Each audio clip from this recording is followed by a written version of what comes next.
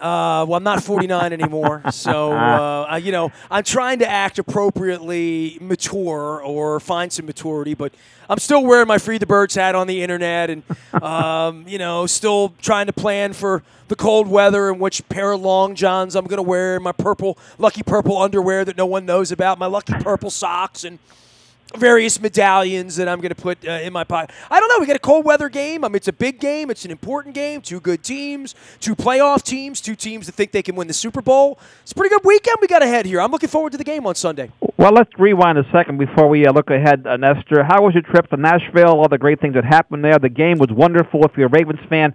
How did it really stink, though, if you were a Tennessee fan sitting there in the stands? I haven't told this story yet because I haven't sort of personalized my Nashville experience, but landed in Nashville on Saturday and went to our favorite sort of breakfast brunch place, very southern. You know, they pass everything to the left, right? So you got your cream corn, your fried chicken, your okra, your eggs, your bacon, your sausage, your biscuits, your grits. Basic, southern food, right? So we walked through a little Oktoberfest, came back to the room. I wasn't feeling good. I fell asleep at 4:30, and I woke up at 2 o'clock in the morning. So I slept through the last night of my 49th year into my 50th year. So, there was not like a lot of craziness going on in Nashville for me, but I did wake up with beer at 10 o'clock on my birthday. I think you liked the video that morning.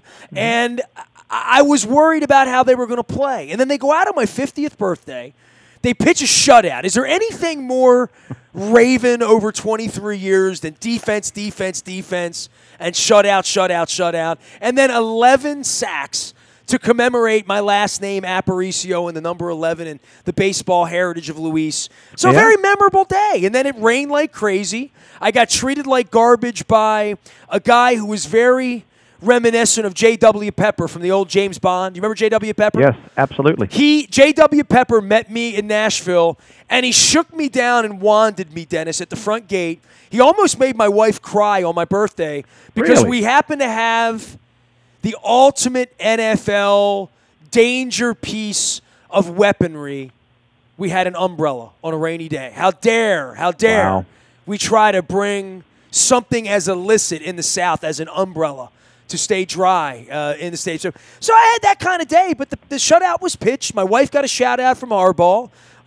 Felt very good to win in Nashville. So I'm on the horse, man. I'm ready. I'm believing. I've got purple Super Bowl fever because we won on the road the way we did. Well, I thought about that, Nestor, that we'll never forget your birthday and your 50th birthday because of the 11 sacks, right? And what a great job the Ravens defense did. That's going to leave a mark, and we'll always be able to attach that to your birthday. I'll perpetually be 11, I guess, at this point. I don't know. 11. We're turning up to 11. Hey, the sack thing's interesting because you see the gaudy numbers, right? And it immediately makes them a sack defense and all of that stuff. I don't think they're going to get many this week. We've talked a lot about this in the framework of what a Drew Brees offense is going to look like. That's going to look different than Mariota, who held the ball a little too long, who certainly did not read the disguises that Wink was putting in and what Eric Weddle's running around and doing and C.J. Mosley's running around doing now. The thing that you have to love about the travel part of this defense is the disguise part, the communication part, not jumping off sides, not getting penalties, putting offenses in ugly second and third down situations because of this ability to rush the quarterback. But I think that goes out the window this week. I mean, this is really a head game between the Ravens defense and Drew Brees. This is going to be a real heavyweight fight, I think, on Sunday. Yep. You know what? We'll take our chances, though, right? We know we got the NFL's number one defense. They have the NFL's number one offense, and Drew Brees, I think, is the third fastest quarterback in the NFL in terms of getting the ball out. But as Ray Lewis has said before, it's still football, right? They got to line up. No matter what they do, no matter what they scheme, it's still man on man. And the Ravens defense, their confidence has to be at a high this season, coming off their Tennessee performance, and also the opportunity to stop Drew Brees from beating them. He's never beaten a Ravens team, a Baltimore team, and also to have his pelt on their wall. You know, I haven't had you on the show this week, and I usually have you on in the aftermath of a game. So we're talking about last week's game, maybe more dissecting individual things. But 6 weeks in, here's my interview where I put you in the visitor chair. What excites you about the team? What are you the most excited about? Top 3 things that are going to lead this team to be playing late into January or February, as you see it in October? Well, the number one thing is health, Nestor. They're the healthiest they've been at this point of the season in many, many years. So Agreed. To me, the fact that they're healthy bodes it's going to pay big dividends for them, and they're deep. I think the second thing is communication on the defense. I think Wink Martindale's onto something. The guys are communicating with each other, and look, they don't know who's going to blitz, so they're hard to game plan against, right? I mean, who's going when they put 7 guys at the line of scrimmage? Who's the offensive line supposed to pick up? And then how do you beat it hot? You know, when Breeze walks up to the line of scrimmage and sees 3 potential plays, which he always will, whatever he sees, you know, post-snap, after snap, that 1, 2, 3, get rid of the ball because somebody's running free. When he could do that with the Grahams of the world, and if he can do that with Kamara, and who can get out into space and make the first tackler miss, creates a longer day for the Ravens defense, because this is not going to be a sack fest on Sunday for the Ravens. I don't believe that. No, and it doesn't. It also doesn't have to be, right? I think the whole thing is if they can just contain Drew Brees and the Saints and do what they do, because the Saints is secondary suspect, right? Their safeties and aren't great, and also they only have one really good cornerback, so they can pick on the other cornerback, and they have enough weapons with Willie Snead working the slot and 4 tight ends that can take advantage the middle of that field. They should be able to get some chunk plays out of the tight ends and Willie in the 15 to 25-yard range all game long. Well, and I think the other part of this is we're waking up this week every day looking forward to the game thinking, well, the Ravens got 24, 28, 31 points in them, right? It's been a long time since we've had this level of expectation from the offense that we're going to the game expecting touchdowns. Now, obviously, the Cleveland thing aside, fumbling at or throwing a pick at the 2-yard line and missing field goals and everything that went wrong in Cleveland a couple of weeks ago, I still think on a week-to-week basis when you're seeing the traveling version outside of the dome of the New Orleans Saints on a 50-degree or maybe a 45-degree day as the sun sets at 6:18 on a Sunday night, that we're expecting the Ravens offense to produce points into the 20s or low 30s this week. Yeah, no question about it. Look, this team can score. They do have a lot of great weapons right now, and they're having fun. They're playing with enthusiasm, right?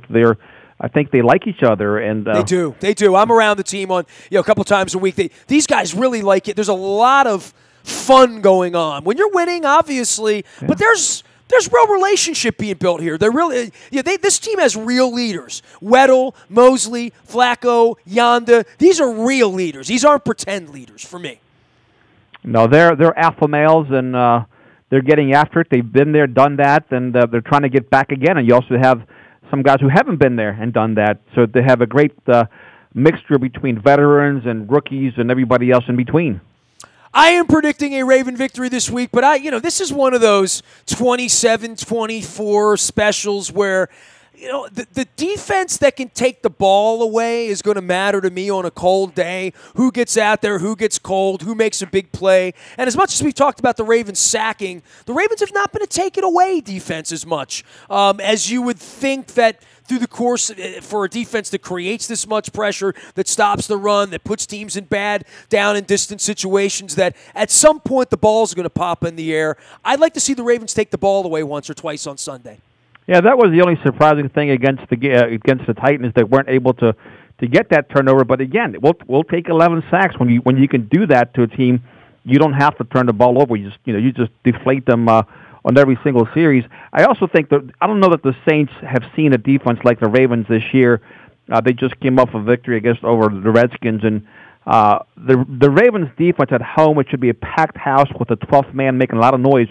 It's going to make things difficult for Drew and company. Did you just mention the first place Washington Redskins? The first place, no, sir, did not. I think, again, the Ravens defense is going to be much tougher than the Redskins defense.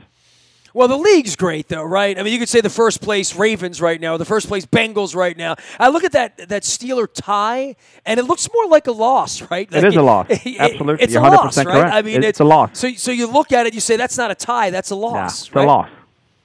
Well, yeah, in every tiebreaker, it'll be a loss, right? Yeah, it's a loss. When you tie in this league, it's a loss. It's not a win, it's a loss. Well, we got a real loss in Cleveland, right? Well, we got a real loss in Cleveland, but look, the Browns have to come through M&T Bank, as do the Bengals and the Steelers, and of course, seeing what our defense is capable of doing, I like our chances against all three of those teams at home. Well, let's stay healthy. Let's stay deep. Let's keep communicating. I have those at the top three. Same as you have at Coons Florida Security Boulevard, right? We got to stay healthy, have Absolutely. deep, and communicate. There it is, right there. The best ability is availability, right? You know, when it's like that goes with salespeople, with mechanics, with football players, right? Can't use you if you're not available. So they're all available for the first time in a long time, and hats off to John and his staff. They've done a great job. He, Marty, and Wink have done a tremendous job this year thus far. You know, I'm thinking you're probably preaching the same thing over there at Coons Ford that I have preached and Jack Welsh has preached and every sporting organization, which is, I'm not Johnny Hustle out there. You know what I mean? Don't expect me to run it out. You know what I mean? I'll run hard most of the time, but not okay. some of the time. And then I'm going to get my agent and come see if I can get $280 million from you, Den. Look, whether you're a lion or a gazelle, you got to hit the ground running every day, or you're not going to make it. How'd you like that Machado stuff? It was beautiful, right? I mean, it's so nice to see him in another uniform when he's saying stupid stuff like that, right? Well, you know what? When he fails to run, he also has some injuries. Look, I wish Manny the best, but sometimes what the old adage, never look better gone. Yeah, I don't know. And they're going to be in the World Series in a couple days, probably, right? So yeah, probably. Who am I to argue with $280 to $300 million? Exciting stuff. We've got NHL hockey. We've got Major League Baseball playoffs. You got the NBA kicking off its season. You have football. This is a great time of the year to be a sports fan. And the Maryland Million this week. I'm going down for that. So there you go. Yeah, I'm excited about the leaves changing. It gives me a chance to pull my sweater out, my long johns out. But I am going to miss summer because my people are from the equator, same as yours. All right. Well, yeah, you're a frequent flyer, so I'm sure you'll take a trip down south a time or two this Dennis, this I winter. am Googling $99 flights to Florida. Nestor, maybe listen, just maybe February the 3rd, we can go down to Atlanta. That'd be real good. That'd be a cool trip. Last time I was in Atlanta, I ice skated through the city, and there was a 3-inch glaze of black ice all over it. And Steve McNair was quarterback in the Tennessee Titans, right? I mean, that was the Super Bowl. Kurt Warner wasn't in the Hall of Fame. He was in the Hall of Groceries at that point, remember? And there was ice out, huh? There was – Google the Atlanta Super Bowl. It was the worst weather this side of the snowstorm in Detroit. What year was it? Do you recall the year? I recall it very, very well. It was 2000. That was January of 2000. Yes. That's amazing. In 2011, we went to Dallas for the Pittsburgh Green Bay Super Bowl. That was the worst. Biggest ice storm in the state's history. I remember that one vividly. I have video of how thick the ice was. You literally could have played ice hockey in front of the Dallas Sheraton that Friday. It was insane. But we did get some good Tex-Mex and some good barbecue out of there, so it was a good trip. And the Steelers didn't win. And the Steelers didn't win. I went up to Mike Tomlin that morning, on that Friday morning. No one was at the press conference because no one could get to the press conference. Yeah, literally. It was tough. And there were 15 reporters at 7 o'clock in the morning, and I made my way up the escalator there at the Dallas Sheraton with a cup of really lousy coffee, because it wasn't Royal Farms. It wasn't real fresh, but it was real fast. And I walked up to Mike Tomlin, and there's the Lombardi Trophy, and he's there, and McCarthy's there, and McCarthy's a Pittsburgh guy and all that. And I shook Tomlin's hand, and I said, "Good luck, Coach." And he looked at me in the eye, and he said, "You don't mean that." Well, Christos and I were in the upper deck with my Ray Lewis jersey and his Ed Reed jersey, cheering for the Packers the entire game. You were like voodoo dolls sent to Dallas for that, right? Surrounded by Pittsburgh fans. They thought we were nuts, and we were. It was crazy. We flew down there just to cheer against them. And you did. To put the whammy on them. It was funny just watching those Steeler fans file out of the stadium after the game. You talk about dejected and heads hanging. It was just not a happy group at all. At least you didn't have those seats up on the roof where they weren't really seats at all, and the NFL got sued and all that. Right. I remember all that stuff that day. Take care. You're dressed warm this week, right? I mean, you as well, Nestor. Be well. This will be a hot toddy weekend, as my dad would have it. You got it, man. Let's go Ravens. 27-24. That's my official prediction. All right, we'll put that in writing. Thanks a lot, Nestor. There he goes, Nestor J. Aparicio. You're here on 1570 AM WNST. We'll take a quick break, come right back with Bruce Posner from